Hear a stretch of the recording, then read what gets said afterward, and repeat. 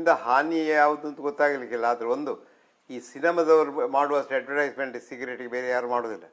ಅಲ್ಲಿ ನೋಡಿದರೆ ನಿಮ್ಗೆ ದೊಡ್ಡ ದೊಡ್ಡ ವಿಖ್ಯಾತ ಆ್ಯಕ್ಟರ್ಸ್ ಎಲ್ಲ ಸಿಗರೇಟ್ ಹಿಡಿದು ಹೊಗೆ ಬಿಡುವುದು ನೋಡಿದರೆ ಹುಡುಗರಲ್ಲೇ ಸರ್ ನಾನು ಹಾಗೆ ಬಿಟ್ಟರೆ ಅವನು ಹಾಗೆ ಆಗ್ತೇನೆ ನಾನು ಅಂತ. ಆದ್ದರಿಂದ ಅದು ಒಂದು ಒಳ್ಳೆ ಕೆಲಸ ಮಾಡಿದ್ದಾರೆ ಸರ್ಕಾರದವರು, ಯಾರು ಮಾಡಿದ್ದಾರೆ ನಾನು ಎಣಿಸ್ತೇನೆ. ನೋಡಿ, ಧೂಮಪಾನದ ವಿಷಯ ಹೇಳುವುದಾದ್ರೆ ಈಗ ಇತ್ತೀಚೆಗೆ ಒಂದು ಹೊಸ ವಿಷಯ ಬಂದಿದೆ.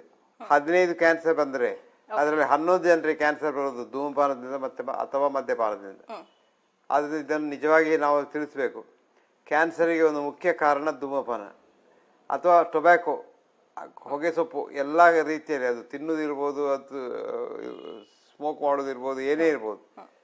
ಟೊಬ್ಯಾಕೊ ರಿಲೇಟೆಡ್ ಕ್ಯಾನ್ಸರ್ಸ್ ಮತ್ತು alcohol related cancers form 11 out of 15 ಅದು ಕ್ಯಾನ್ಸರ್ಸ್. 11 out of 15 ಅಂದರೆ ಸಾಧಾರಣ 73% ಆಗ್ತದೆ.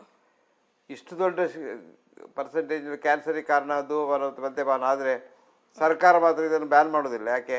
ಹಣ, ದುಡ್ಡಿದೆ. ಯಾರು ಧೂಮಪಾನ ಮಾಡುವ ಕಂಪನಿಯವರಿದ್ದಾರೆ ಅವ್ರ ಹತ್ರ ಇರುವಷ್ಟು ಪವರ್ ಬೇರೆ ಹತ್ರ ಇಲ್ಲ.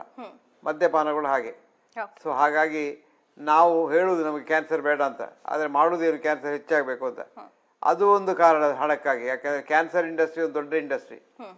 ಕ್ಯಾನ್ಸರ್ ಇಂಡಸ್ಟ್ರಿ $1.72 trillion ಇಂಡಸ್ಟ್ರಿ ಅಮೆರಿಕದಲ್ಲಿ. ಅದನ್ನು ಹಾಳು ಮಾಡಲಿಕ್ಕೆ ಯಾರು ತಯಾರಿದ್ದಾರಾ? ಇಲ್ಲ. ಹಣಕ್ಕಾಗಿ ಲೋಕ ನಡೆಯುವುದು. ಸೊ ಕಾಯಿಲೆ ಬಂದರೆ ತೊಂದರೆ